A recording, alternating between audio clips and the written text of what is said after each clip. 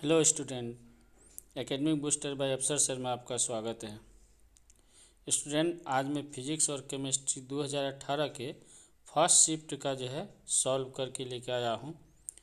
तो उम्मीद करता हूँ ये आपके जो है परीक्षा की दृष्टि से काफ़ी जो है मददगार होगा। तो स्टार्ट करते हैं आपका जो है वीडियो। दोस्तों, आप लोग इस जो है वीडियो को ज़्यादा से ज़्यादा शेयर करें ताकि आपके दोस्त जो है इससे ज़्यादा से ज़्यादा लाभ ले सके और अपने परीक्षा में आसानी से जो है 80 नंबर का सॉल्व कर सके, 80 में 80 लाने में कब उसको सुनहरा मौका मिल सके। तो चलिए दोस्तों, वीडियो के साथ जो स्टार्ट करते हैं। स्टूडेंट, आज का पहला क्वेश्चन है, गोलीय दर्पण द्वारा परावर्तन के लिए नई कार्तिकीय चिन्ह परिपाठी दर्शाए। यानी जो चिन्ह परिपाठी जो है गोलीय दर्पण के लिए होता है, जिसमें जो है उसका चिन्ह दर्शाया जाता है, उसके बारे में कह रहा है। तो गोलीय दर्पण द्वारा परावर्तन के लिए चिन्ह परिपाठी नियम निम्नलिखित है। इसमें पहला नियम है, दर्पण के मुख्य अक्ष को निर्देशांक अक्ष कहा जाता है, क्योंकि जिस भी चीज़ को नापा जाता है वो एक आधार है, अक्ष है। और दूसरा है कि सभी दूरियां जो गोलीय दर्पण के ध्रुव से मापी जाती है। ध्रुव जो कि दर्पण का मध्य बिंदु होता है, उसी ध्रुव को जो है मूल बिंदु माना जाता है और वहीं से सभी दूरियां जो है नापी जाती है। आपतित किरण की दिशा में मापी गई सभी दूरियां जो है वो धनात्मक होती है और उसके विपरीत दिशा में ऋणात्मक। यानी अगर ये दर्पण है, मान लीजिए अवतल दर्पण हम ले रहे हैं, अगर ये दर्पण है इस तरह से, ये मुख्य अक्ष है, तो ये जो है जो दिशा हुई, तो ये दिशा तो इस साइड हुआ, तो इस साइड जब प्लस हो जाएगा और इसके विपरीत दिशा यानी इधर जो है क्या हो जाएगा, माइनस हो जाएगा। अवतल दर्पण ये जो है यहाँ पर ध्रुव हुआ, इस ध्रुव से इधर अगर बायां जाए तो ये माइनस, दायां जाए तो प्लस होगा। चलिए अगला जो है कि आपतित प्रकाश की किरण की दिशा में मापी गई सभी दूरी। अच्छा, ये हो गया है। तो उसके बाद घ में चलते हैं कि दर्पण के अक्ष के लंबवत, ये अगर दर्पण का जो है अक्ष है, ये अक्ष है, तो इसके लंबवत ऊपर की दिशा में जो है ये जो लंबाई होती है ये धनात्मक होती है, जबकि नीचे की दिशा में जो लंबाई होती है वो ऋणात्मक होती है। तो उसके बाद अगला चलते हैं, पॉइंट इसमें है कि उत्तल दर्पण की वक्रता त्रिज्या r तथा फोकस दूरी धनात्मक होती है। क्योंकि ये उत्तल दर्पण जो है, ये उत्तल दर्पण है, ये उत्तल दर्पण है जिसके अंदर में है, तो इसकी जो फोकस दूरी होती है वो इधर होती है। ये फोकस हुआ, यहाँ से यहाँ तक दूरी फोकस हुआ, फोकस दूरी हुआ, फोकस दूरी, और इसका ये वक्रता केंद्र हुआ। चूँकि इसकी गोलाई इधर है तो इसीलिए इसका केंद्र इधर होगा। तो उत्तल दर्पण की फोकस दूरी और वक्रता जो है त्रिज्या दोनों क्या होता है, धनात्मक होती है, जबकि अवतल दर्पण की जो है फोकस दूरी और वक्रता त्रिज्या वो ऋणात्मक होती है। चलिए अगला क्वेश्चन चलते हैं कि उत्तल लेंस की वक्रता केंद्र पर रखी गई वस्तु का प्रतिबिंब एक किरण आरेख खींचिए और उस प्रतिबिंब की प्रकृति, आकार और स्थान बताइए। तो स्टूडेंट, उत्तल दर्पण में बना प्रतिबिंब जो होता है, तो जैसे ये अगर ये दर्पण है, ये मुख्य ये जो है ध्रुव है, उसके बाद ये फोकस अगर लेते हैं उत्तल दर्पण की, तो और ये वक्रता केंद्र लेते हैं, तो वक्रता केंद्र जो है वो मेन जो है सेंटर है उस दर्पण का। तो सेंटर या सेंटर पर रखी वस्तु का प्रतिबिंब सेंटर पर ही बनता है, तो और बराबर वस्तु के बराबर बनता है, वास्तविक बनता है और उल्टा बनता है। यहाँ पे एक चीज़ बताना चाहेंगे दोस्तों, मैंने पहले भी वीडियो में बताया है कि P और F के बीच कहीं पर भी वस्तु रखेंगे तो ये प्रतिबिंब जो हमेशा काल्पनिक, सीधा और दर्पण के पीछे बनता है, जबकि F पर या F के इधर कहीं पर भी रखेंगे तो प्रतिबिंब जो वास्तविक और उल्टा बनेगा। इसके अंदर रखेंगे तो अगर P और F के बीच में तो काल्पनिक और सीधा, जबकि F या F के बाद कहीं पर भी वस्तु रखेंगे तो प्रतिबिंब जो है वास्तविक और उल्टा बनेगा। बाकी रहा अन्य की, अगर वस्तु को हम F पर रखते हैं तो प्रतिबिंब हमारा जो है अनंत पर बनता है, और F और C के बीच में रखेंगे तो प्रतिबिंब जो है हमारा अनंत और C के बीच में बनेगा, और अगर जो है F जो है C पर रखे हैं तो प्रतिबिंब C पर बनेगा। उसी तरह अपोजिट आते हैं, अगर अनंत में है तो फोकस पर बनेगा, और अनंत और C के बीच में है तो फोकस और C के बीच बनेगा, और अगर जो C पर है तो C पर बनेगा।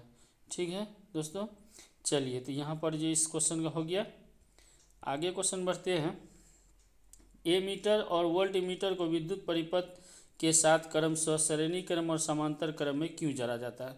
चूँकि दोस्तों एमीटर जो धारा को नापती है, यानी धारा की जो प्रबलता है उसको नापती है, इसीलिए उसको श्रेणी क्रम में जब परिपथ में लगाया जाता है। जबकि वोल्ट मीटर जो है किसी दो बिंदु के बीच का विभवांतर को नापती है। अब मान लीजिए कि एक बल्ब है, वो बल्ब से जो है कितनी विभवांतर उत्पन्न होती है, ये बल्ब जो यहाँ तक जो है लाने में जो किया गया कार्य हुआ वो कितना विभवांतर उत्पन्न करती है, तो उसको नापता है। इसलिए इसको वोल्ट मीटर को जो है समांतर क्रम में जोड़ा जाता है, ताकि सभी जो है उपकरण का जो है जो विभवांतर को नापा जा सके, या फिर जो मीटर है उसको भी वहाँ पे जो है उसको जो है नापा जा सके, उसको वोल्ट को जो नापा जा सके कितना विभवांतर हुआ, और जिसके वजह से बिजली बिल बनती है। तो इस तरह से एमीटर को जो है श्रेणी क्रम और वोल्ट मीटर को समांतर क्रम में जोड़ा जाता है।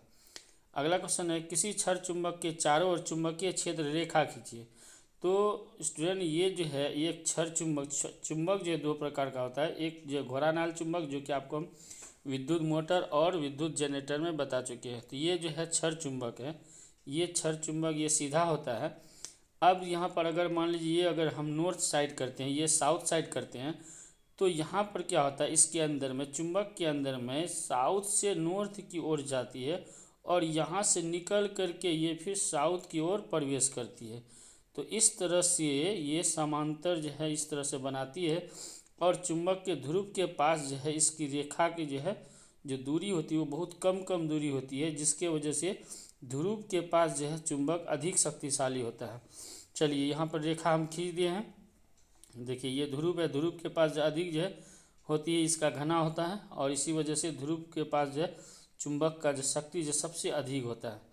तो आगे बढ़ते हैं कि किसी क्षेत्रीय संचरण तार यानी पावर लाइन में पूर्व से पश्चिम की दिशा में विद्युत धारा प्रवाहित किया जाए। तो अगर पूर्व से पश्चिम की दिशा में अगर धारा इस तरह से अगर प्रवाहित किया जाए, और इसके ठीक नीचे अगर एक चुंबकीय सुई रखा जाए, जिस तरह से ओम के नियम के सत्यापन में बताया गया है, तो ये जो है किधर मुड़ेगा, तो ये उत्तर दक्षिण, यानी ये भाग जो है ना ऊपर चले जाता है। नॉर्थ भाग अगर इधर नॉर्थ है तो नॉर्थ भाग ऊपर चले जाएगा और साउथ भाग नीचे चले जाएगा, तो उत्तर दक्षिण में जाता। अगर जो है इधर से धारा प्रवाहित करते हैं तो ये फिर जो इधर चले जाएगा और ये इधर आ जाएगा। तो इस तरह से ये जो है उत्तर दक्षिण चुंबकीय सुई जो है उत्तर दक्षिण की दिशा में हो जाएगा।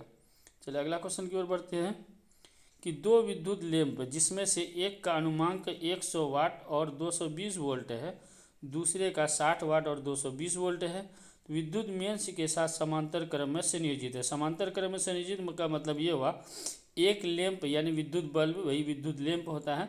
एक बल्ब जो है वो एक तार से इस तरह से जुड़ा हुआ है, जिसका जो है 100 वाट का बल्ब है ये, जिसमें विद्युत धारा जो की वोल्टता जो है वो 220 है वोल्ट है। और एक दूसरा है जिसका जो है 60 वाट का बल्ब है, जिसमें जो है 200, इसमें भी 220 वोल्टता का जा रहा है। तो कह रहा है कि अब यहाँ पर इन दोनों में से जो धारा जो जाएगी, जैसे इस तार से यहाँ पे एक इसमें चला गया एक इसमें चला गया, इसमें धारा यानी आई का वैल्यू कितना होगा। तो अब जो है इसमें आई का वैल्यू जानने के लिए सबसे पहले हम क्या करते हैं, पहले बल्ब को लेते हैं यानी विद्युत लैंप को। तो पहले विद्युत लैंप की शक्ति यानी पावर 100 वाट का है। दूसरे जो है इसमें जो है दूसरा जो है इसका जो वोल्टता जो है यानी विभवांतर 220 वोल्ट है। और इस लैंप में प्रवाहित धारा है ना, इसमें जो धारा सिर्फ इसी लैंप में धारा जो बहती है, तो धारा आई बराबर पी बटे वी, चूँकि विद्युत शक्ति बराबर जो होता है पी इक्वल टू वी आई होता है। तो यहाँ पर जो अब जो है धारा बराबर जो है पी बाई वी, तो पी 100 और वी जो 220 इस तरह से डिवाइड किए, तो हमारा 100/220 जो है एम्पियर निकला। अब जब पहले लैंप का मैं जो प्रतिरोध कितना, ये जो क्योंकि लैंप विद्युत लैंप या विद्युत बल्ब एक प्रतिरोधक है और वो प्रतिरोध उत्पन्न करेगा, तो अब इसमें प्रतिरोध का वैल्यू निकालें। प्रतिरोध ओम के नियम से क्या होता है, V/I होता है। तो V हमारा 220 है और I चूँकि यहाँ पे निकला 100/220, तो 220 इस तरह से अब हम लिखेंगे इसको कि 220/100/220। तो ये 220 ऊपर चले जाएगा, इस तरह से यहाँ पर हो जाएगा ये आपका जो है, अब ये 220 ऊपर में मल्टीप्लाई हो जाएगा। तो इस तरह 2 जीरो आपका कट गया, 22 बचा ही 200 444 ओम हो गया इसका प्रतिरोध, किसका, पहले बल्ब के का, यानी पहले विद्युत लैंप का। अब दूसरे विद्युत लैंप में चलते हैं, दूसरे का भी 60 वाट है, फिर 220 है। दूसरी तरह आई निकाले और फिर उस तरह से R2 निकाले, तो हमारा इस तरह से निकला 2420/3 ओम निकला। अब इसको हम चूँकि क्या करा, वो दोनों समांतर क्रम में है, तो दोनों का प्रतिरोध का मान पहले हम जो है समांतर क्रम में निकालेंगे, दोनों जो मिल करके कितना प्रतिरोध उत्पन्न कर रहा है। तो दोनों का समांतर क्रम में हम जब प्रतिरोध निकाले तो पता चला कि प्रतिरोध यानी R का वैल्यू 2420/8 हुआ। अब चूँकि दोनों से कितनी धारा प्रवाहित हो रही है ये बात को जानना है, तो I बराबर V/I। चूँकि V फिर से लास्ट में दिया है, यदि तार की वोल्टता और यहाँ दे दिया विद्युत आपूर्ति की वोल्टता 220 वोल्ट ही है, भले दोनों में 220 जा रहा है, लेकिन टोटल का भी वैल्यू वही 220 ही है मेंस का। तो मेंस में धारा की जो है मात्रा, ये पूरा मेंस में कितनी धारा जा रही है, तो अब यहाँ पर जो है हम धारा निकालेंगे I, तो I भी हमारा 220 है और R का वैल्यू जो 2420/8 निकला है। इस तरह से अब जो 220 बट्टे है ना, इस तरह से 220/2420/8, तो ये 8 नीचे वाला ऊपर चले जाएगा, इस तरह से ये मल्टीप्लाई हो जाएगा इसके साथ। अब इसको हम जो है भाग देंगे तो हमारा 0.73 एम्पियर धारा निकलेगा। अब यहाँ पे हम जानेंगे कि आगे रिजल्ट क्या हुआ, है ना। तो यही हमारा धारा का मान हुआ, जो कि उसको है ना जो डिमांड है क्वेश्चन का। चलिए अगला क्वेश्चन बढ़ते हैं कि 6 नंबर, जीवाश्म ईंधन की क्या हानियाँ। जीवाश्म ईंधन दोस्तों यानी जैसे पेड़ पौधा या जानवरों के से जो कि अवशिष्ट पदार्थ से जो ईंधन बनता है, या फिर कोयला पेट्रोलियम है ना, ये सब से जो बनता है, उस ईंधन से क्या हानि है। तो जीवाश्म ईंधन के जलने से कई हानि होती है। इसके जलने से अत्यधिक धुआं उत्पन्न होता है, कोई भी लकड़ी हो, कोयला हो, ये सब के जलने से अत्यधिक उत्पन्न होता है, जो स्वास्थ्य के लिए हानिकारक है। यह वायुमंडल में प्रदूषण फैलाती है और इसके लगातार उपयोग होने से पृथ्वी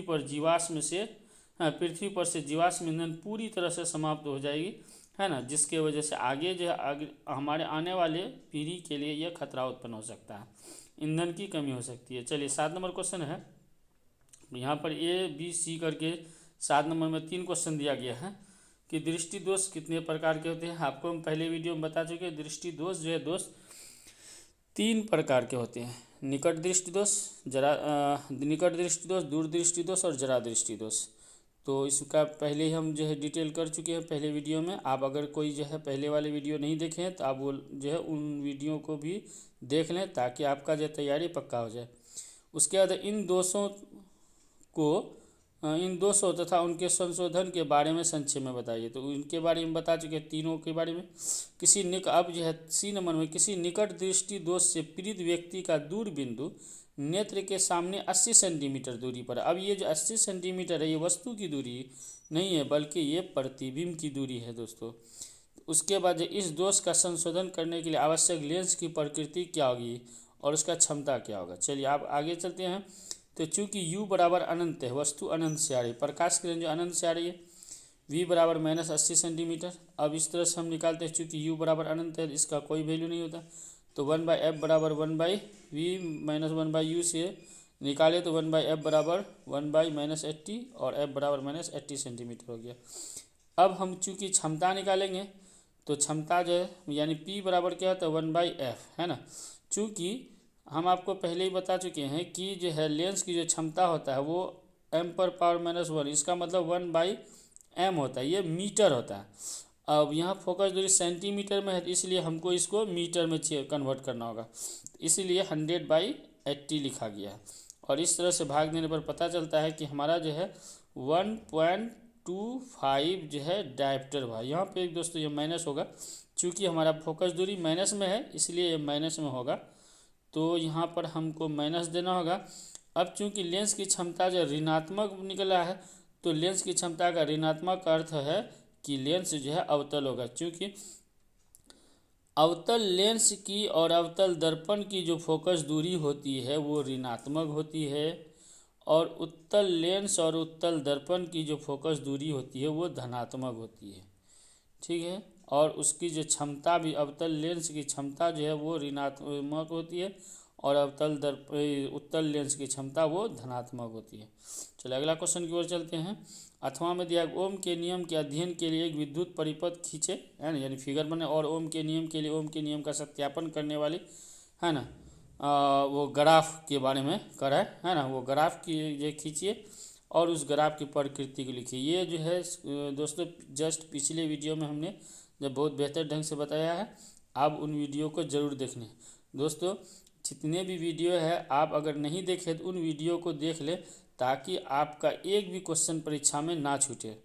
चलिए अगले क्वेश्चन की ओर चलते हैं। अब केमिस्ट्री वाला पार्ट है क्वेश्चन नंबर 8 की ऊष्माक्षेपी और ऊष्माशोषी में क्या अभिक्रिया क्या है, और उदाहरण के साथ। ऊष्माक्षेपी अभिक्रिया यानी जिसमें ऊष्मा का जो है निर्माण हो या ऊर्जा का निर्माण हो, ऊष्मा ऊर्जा का निर्माण हो, उसको हम ऊष्माक्षेपी अभिक्रिया कहते हैं। और जिसमें ऊर्जा का या ऊष्मा का शोषण हो यानी खपत हो, ऊर्जा का निर्माण हो तो ऊष्माक्षेपी, ऊर्जा का खपत हो तो ऊष्माशोषी अभिक्रिया होता है। चलिए अब आगे बढ़ते हैं कि ऊष्माक्षेपी अभिक्रिया जिस रासायनिक अभिक्रिया में प्रतिफल के साथ साथ ऊष्मा ऊर्जा भी निकलती है उसे ऊष्माक्षेपी अभिक्रिया कहा जाता है। जैसे शोषण, दहन, ये जो इसमें ऊष्मा का निर्माण होता है। अगर शोषण करते हैं तो हमारा ग्लूकोज टूट करके हमारे जो बॉडी के लिए एनर्जी एटीपी के रूप में एनर्जी बनाता है। जबकि दहन यानी कोई चीज़ को जब जलाते हैं, किसी कार्बन को जलाते हैं ऑक्सीजन की उपस्थिति में, तो कार्बन डाइऑक्साइड तो बनता है, साथ में जो वो ऊष्मा ऊर्जा का निर्माण करता है। इसीलिए शोषण और दहन जो है ये ऊष्माक्षेपी अभिक्रिया है। अब ऊष्माशोषी अभिक्रिया में चलते हैं। जिस रासायनिक अभिक्रिया में ऊष्मा ऊर्जा का अवशोषण होता है उसमें जो है ऊष्माशोषी जो है अभिक्रिया कहते हैं। जैसे परिवहन जनन, इसमें ऊष्मा यानी ऊर्जा का जो ह्रास होता है, इस वजह से ये जो है क्या है, ऊष्माशोषी अभिक्रिया है। चलिए अगला क्वेश्चन है उदासीनीकरण अभिक्रिया क्या इनके दो रहते हैं। इसके जस्ट पिछले वीडियो में ये जितने भी क्वेश्चन छूटा जस्ट इसके पिछले वीडियो में दोस्तों बताया गया है, आप उन वीडियो को देख लें। चलिए उसके बाद 10 नंबर है कारण बताइए। कारण बताइए कहता है सोडियम, पोटेशियम और लिथियम तेल के अंदर संग्रहित किया जाता है। अब जानते हैं कि सोडियम, पोटेशियम, लिथियम जो है ये ऑक्सीजन के साथ जो है बहुत शीघ्रता से अभिक्रिया करके ये जो है ऑक्सीकृत हो जाता है। यही वजह है कि इनको जो है खुले में या पानी में नहीं रखा जाता है, क्योंकि पानी खुद ऑक्सीजन, उसमें हाइड्रोजन और ऑक्सीजन होता है, इसी वजह से इसको जो है तेल के अंदर रखा जाता है। चलिए अगला है इसमें कि इस क्वेश्चन को भी पिछले वीडियो में बताया हूँ, फिर भी यहाँ बताता है। एल्युमिनियम अत्यधिक अभिक्रियाशील धातु है, फिर भी इसका उपयोग खाना बनाने के बर्तन में किया जाता है। अत्यधिक अभिक्रियाशील है, लेकिन एल्युमिनियम जो है ताप का और विद्युत का बहुत अच्छा चालक होता है, और ये आघात वर्धनीय होता है, इसमें चमक होती है, ये तन्य होता है। इसीलिए इसका जो उपयोग जो है, एल्युमिनियम का उपयोग जो है ये बर्तन बनाने में क्या काम जो है किया जाता है। जैसे प्रेशर कुकर हुआ या फिर खाना बनाने घंटी, ताकि उसमें जल्दी से जो हीट हो जाए और तुरंत खाना पक सके। चलिए अगला 11 नंबर में कहता है इलेक्ट्रॉन बिंदु संरचना बताइए। H2S का है ना, देखिए H2S का यहाँ पर है ना, H2S का हम ये इलेक्ट्रॉन संरचना बताए हैं, और ये जो है F2 का, चलिए इसको बता चुके हैं। तो यहाँ पर आप देख लेंगे, इसमें सिर्फ बनाना है, इसमें समझाना कुछ नहीं, इस तरह से ये बनाया जाता है। अगला क्वेश्चन है कि इथेनॉल से इथेनोइक अम्ल में परिवर्तन को ऑक्सीकरण अभिक्रिया क्यों कहते हैं। इस वीडियो को बहुत अच्छा तरह से जो है 2015 के जो है सेट में बताया गया है। स्टूडेंट आप उसमें जाके बेहतर ढंग से देख लें, क्योंकि इन सब का अगर हम डिटेल करें तो यहाँ पे 2 सब्जेक्ट का दिया गया, इस तरह से 2 सब्जेक्ट का करने में बहुत लंबा वीडियो हो जाएगा, इसी वजह से हम इसको नहीं किए हैं। चलिए अगला चलते हैं। नाइट्रोजन परमाणु संख्या 7 और फास्फोरस परमाणु संख्या 15 का इलेक्ट्रॉनिक विन्यास लिखिए। इनमें कौन सा तत्व अधिक विद्युत ऋणात्मक है। देखिए दोनों की बाह्यतम कक्षा में 5 इलेक्ट्रॉन है, दोनों इलेक्ट्रॉन को ग्रहण करने की कोशिश करेगा, त्यागेगा तो नहीं। अब ग्रहण करेगा तो ये विद्युत ऋणात्मक होगा। अब यहाँ पर कि इसमें ये कह रहा है कि कौन अधिक विद्युत ऋणात्मक होता है। तो दोस्तों कि चूँकि फास्फोरस ये जो है ऊपर आता है और ये नाइट्रोजन नीचे आता है, जब ऊपर से नीचे की ओर आता है तो ऋणात्मकता जो वो घटते जाती है। तो इस तरह से नाइट्रोजन जो है अधिक जो विद्युत ऋणात्मक होगा, है ना। तो ये दोनों अधातु है और इसमें नाइट्रोजन अधिक विद्युत ऋणात्मक होगा। अब अगला क्वेश्चन है कि निम्नलिखित यौगिक की संरचना चित्र बने, यानी संरचना सूत्र लिखने के लिए कहा। चलिए इसमें भी हम संरचना सूत्र आपका लिख दिए हैं। हाँ, इसमें समझाने की कोई ज़रूरत नहीं है, आप जो है इसको बेहतर ढंग से आप देख लें। जैसे एक नंबर यहाँ पर दिया हुआ प्रोपेन है ना, दूसरा नंबर जो है प्रोपेनॉल है ना, सबका संरचना सूत्र लिख दिया गया है। आप इसको बेहतर ढंग से लिख करके आप एक दो बार प्रैक्टिस कर लें। चलिए अगला क्वेश्चन है, निम्नलिखित अभिक्रिया क्या है? संयोजन। संयोजन दोस्तों, संयोजन अभिक्रिया, संयोजन का मतलब होता है जुड़ना। जब दो या दो से अधिक जो है कार्बनिक यौगिक या तत्व आपस में जुड़ करके एक नया जो है यौगिक का निर्माण करता है या जो तत्व का निर्माण करता है, उस जो अभिक्रिया को संयोजन कहा जाता है। यहाँ पर जो है वैसी रासायनिक अभिक्रिया जिसमें दो या दो से अधिक पदार्थ परस्पर संयोग कर एक नया यौगिक का निर्माण करता है, तो उसको हम संयोजन कहते हैं। तो यहाँ पे कार्बन और ऑक्सीजन जो है दोनों जुड़ करके एक नया कार्बन डाइऑक्साइड बने, तो इसको हम संयोजन अभिक्रिया कहें। वियोजन, वियोजन का मतलब होता है अलग होना। तो वैसी रासायनिक अभिक्रिया जिसमें किसी यौगिक के बड़े अणु टूटकर भिन्न भिन्न गुण वाले दो या दो से अधिक सरल यौगिक अणु का निर्माण करती है, वो वियोजन अभिक्रिया कहलाती है। जैसे अब यहाँ पर देखिए कैल्शियम कार्बोनेट है, अब ये टूट करके कैल्शियम ऑक्साइड और कार्बन डाइऑक्साइड बनाता है, ये एक वियोजन अभिक्रिया है। क्वेश्चन नंबर इसमें तीसरा है कि विस्थापन। विस्थापन का मतलब समझते हैं किसी जगह से उसको विस्थापित कर देना या ना हटा देना। तो वैसी अभिक्रिया जिसमें किसी यौगिक के अणु में उपस्थित परमाणु अन्य यौगिक के द्वारा विस्थापित हो जाता है। जैसे ये जिंक प्लस कॉपर सल्फेट के साथ अभिक्रिया करने पर ये क्या करता है, जिंक जो है कॉपर के जो सल्फेट को जो है कॉपर को जो है विस्थापित करके वो जो है सल्फेट के साथ अभिक्रिया कर लेता है, तो जिंक सल्फेट प्लस कॉपर जो है अलग बन जाता है। उसके द्विविस्थापन अभिक्रिया, तो ये भी एक तरह का विस्थापन है लेकिन ये डबल होता है। वैसे अभिक्रिया जिसमें दो यौगिक अपने आयनों का एक दूसरे के साथ आदान प्रदान कर नए यौगिक का निर्माण करता है, इसीलिए द्विविस्थापन, यानी दोनों के साथ जो विस्थापन होता है। यहाँ देखिए कि सोडियम क्लोराइड है प्लस यहाँ सिल्वर नाइट्रेट है, तो sodium chloride plus sodium nitrate का जब अभिक्रिया कराया जाता है तो यहाँ पर जो क्या बनता है, सिल्वर क्लोराइड और सोडियम नाइट्रेट बन जाता है। चलिए दोस्तों, आज का वीडियो जो है यहीं तक।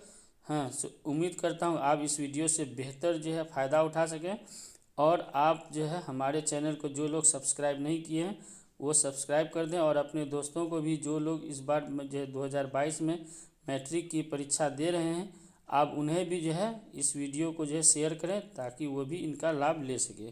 थैंक यू दोस्तों।